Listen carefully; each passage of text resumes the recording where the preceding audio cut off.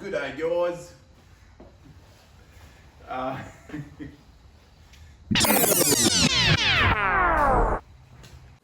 Alright, I'm back in the shed. Today I'm making a pan brake. Not working on the truck today because I need to get this pan brake done. I've kind of realised I've got a lot of sheet metal to bend for the floor pan and the firewall on the truck. I've also got this panel. This is an upcoming project that will be I'll be making a video on. I've had this laser cut. I need to bend it along where the slots are. This panel is over 200 bucks, so I don't want to mess it up.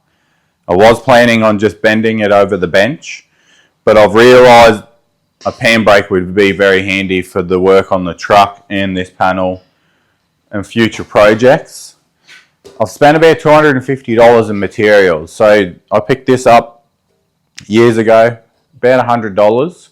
I picked up some 50 by 50 by 5 mil square hollow and the 8 mil 50 by 50 angle.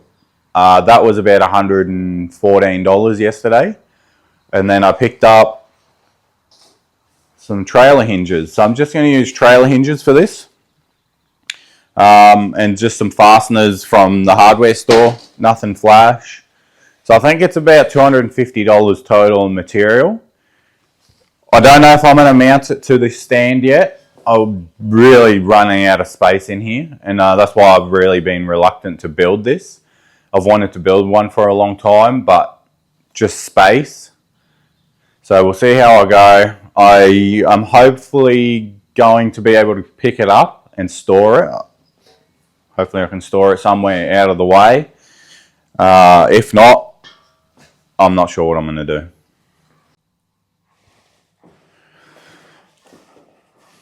I've had these materials already pre-cut, so I'm just going to deburr them, and then I'll start marking them out so we can start getting it ready for the hinges.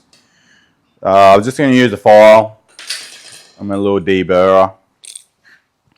You just go around the inside.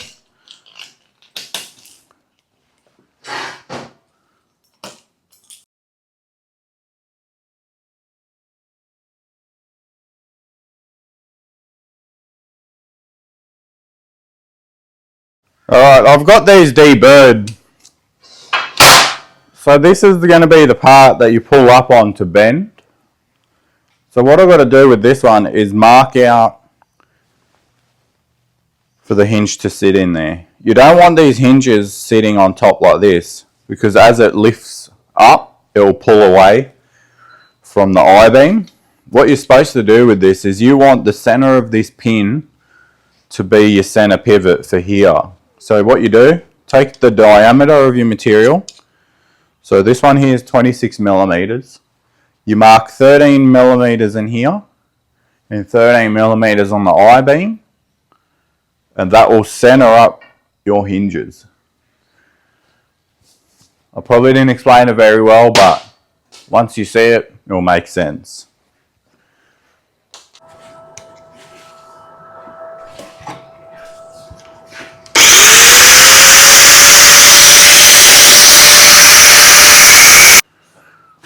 So this is what I was talking about. Now the hinge will sit in there. And the corner of this box section is now the center point of our pivot. So as this pivots, it won't actually pull away from the I-beam, which is what you want, because if it pulls away, you'll get a bigger radius on your bend. So if that's what you're after, if you didn't want a nice crisp bend, you would just weld this to one side, weld that to the I-beam, and as this pulls away from the I-beam, it will give you a nice radius on the bend.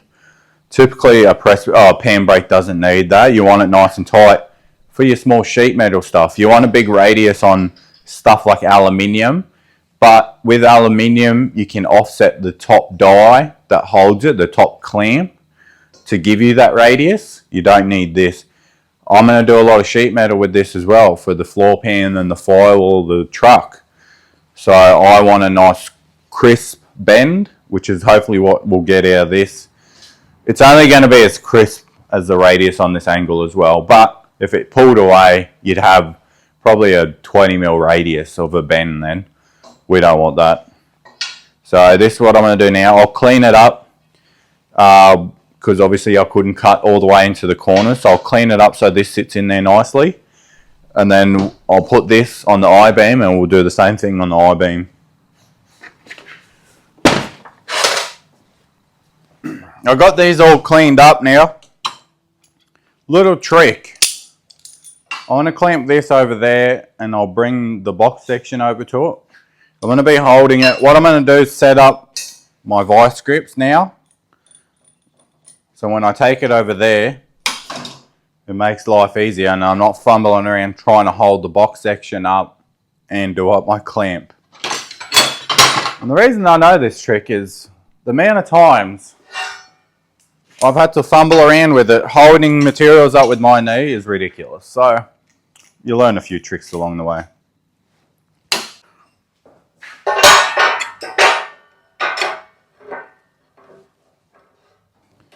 I'll just set these up on here and then I can bring the box section over.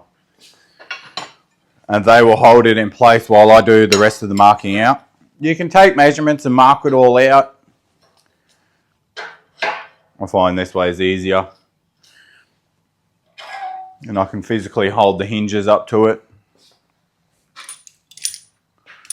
Make sure you got both of your clamps.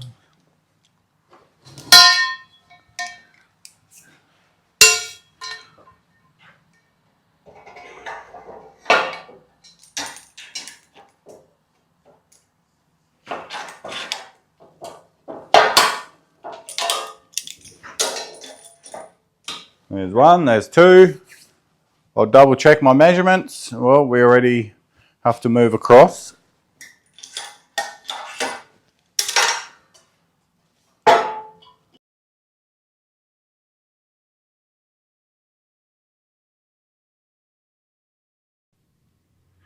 So here's what I've done so far. I've notched out the ends of the I-beam. And I'm using this little chamfering tool. You buy them off Temu. Man, they're great. So have a look at the nice bevel that it leaves on the edge of the material. Works really good on aluminium too.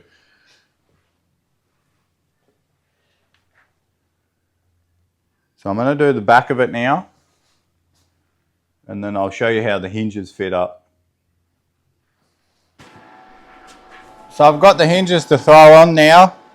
What I'm doing is you've got to be mindful which side you put it on. Because if you do it the wrong way, this bar can actually slide off. So what I've done is I've put the male side on the I-beam on both sides and it'll lock it in.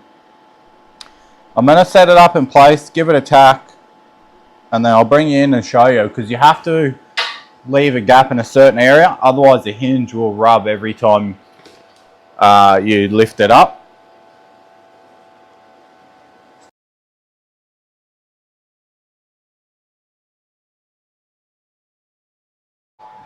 So here's how the setup has gone so far.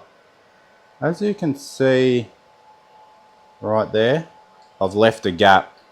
Reason being, this side of the hinge is the part that moves. This side's going to be stationary. This will move with the box section. And if I had that hard up against there, it would rub and would obviously cause drama. I've also left, I've radiused this corner here. If you don't know why, that's to leave a gap for the weld. I want to be able to get it, I'm hopefully going to be able to get a bit of a weld in there. So I've left a gap in there so the weld can go without rubbing on the I-beam. Hopefully I don't mess it up. I've done the same on this side. So what I'm going to do now is flip it, or I'll undo the clamps, I'll move it up and tack the back end of it and make sure it moves freely. I won't commit to doing any of the full welds yet till I know everything works well. So I should swing fairly freely. Oh, that's perfect. That's exactly what I was after. Nice and solid. Spins around freely. I did put anti-seize in the hinges before I started because you can't grease these ones up. So they've got anti-seize in there. They should last a long time. It's not a gate, you know what I mean? You're not going to be swinging it up and down 3,000 times a day. It's a few bends here and there. Should be plenty strong. If it seizes up, like I said, I'll just cut them. So I'll get some tacks on the back end of them now.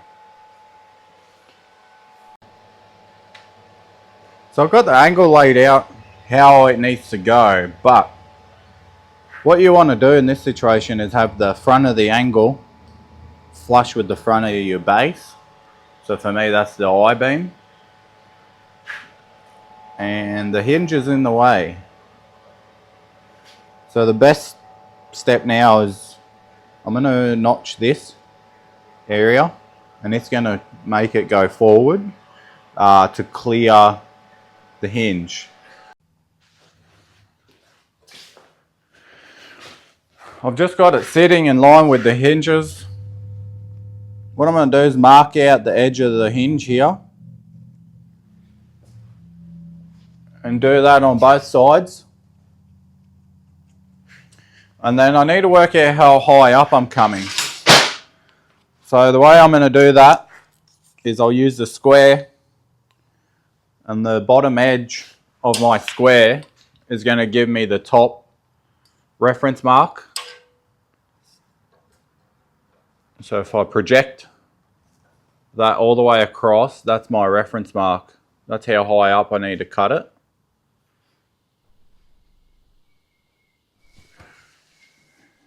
And from there, I can just take a measurement. I don't have to do it on the other side. So I'll take a measurement, mark it out, and I'll notch it. So this is what I'm thinking with the clamping system for this. I've marked out a bit of angle. What I'm thinking is I'll attach it as such, weld it here, and a bolt will go through. The bolt will then tighten down, and this is how we're going to pull the top clamp down. As you'll notice, I've already cut some holes in it, drilled some holes in it. This is a really good tip. If I had cut this and then tried to drill the hole in it afterwards, it'd be a real pain to clamp it. And my vise doesn't really hold that well anyway, so I don't know. Something to keep in mind. I like to do it this way rather than cut the bracket first and then drill it later. So what I'm going to do is cut it here, and I'll notch it to go around the hinge, which will give me plenty of clearance. There's plenty of clearance here for the hinge to clear and the welds. So this weld here is why I've cut this a little bit large. You'll see there, once this is welded, it will actually go in this little gap. I'm going to reinforce the underside of this top clamp later on. But for now, I'll get this cut. We'll get it tacked on and see how it all looks. And then I'm probably going to weld a nut underneath here for the bolt. We'll see how we go.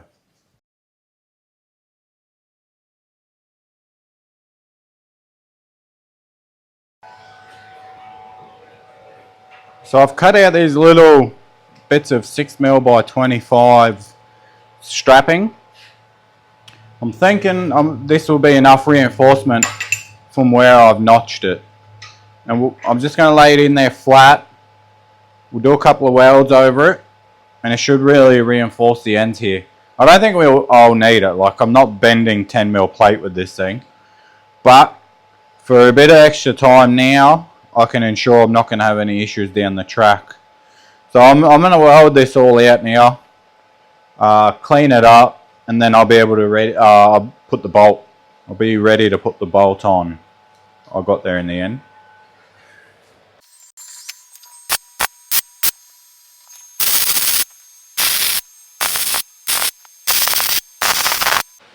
Well, here it is, guys. I've welded it up. I've welded this bolt in. What I'm going to do is put a spring in here, so it always lifts it up.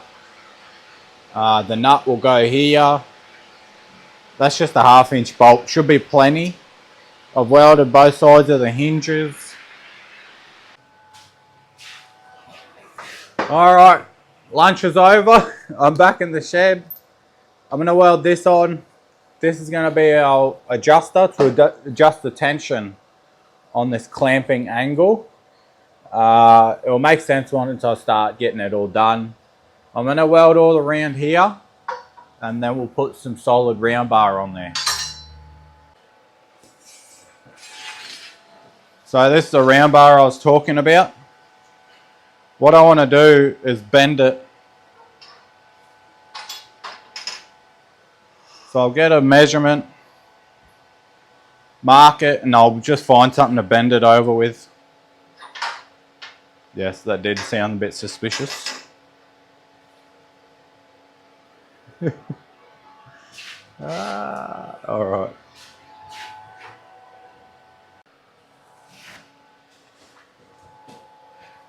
So I've got this 14mm round bar here. I need to put a bit of a bend in it so I can put it on the top of the angle. I was thinking of putting this pipe on here to give me a bit more leverage, and then we'll see if I could bend it.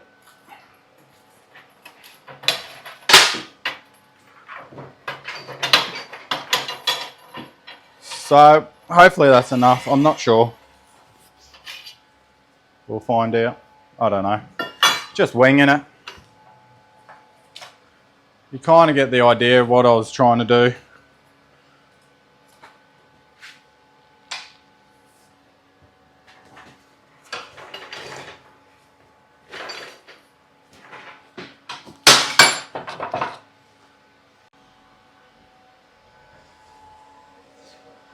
So I've got this laid out the way I want. The idea is when you push up to bend any material, it's going to try and force this angle up.